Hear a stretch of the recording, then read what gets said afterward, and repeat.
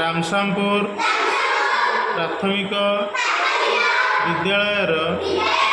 समस्त छात्र छात्री तथा शिक्षक माने आजिर जातीय क्रीड़ा दिवस रे शपथ करी कहूछु जे मु निजकू शारीरिक भावे सुस्थ मानसिक भावे शक्तिशाली एवं भावनात्मक भावे संतुलित करी मु मो परिवार और बंधु मानंकु प्रतिदिन खेल एवं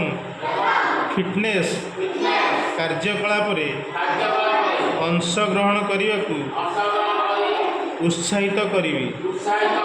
मु खेलिथिबा प्रत्येक खेल रे उत्कर्षता सम्मान एवं बंधुत्वर ओलंपिक मूल्यबोध को ग्रहण करने को चेष्टा करी।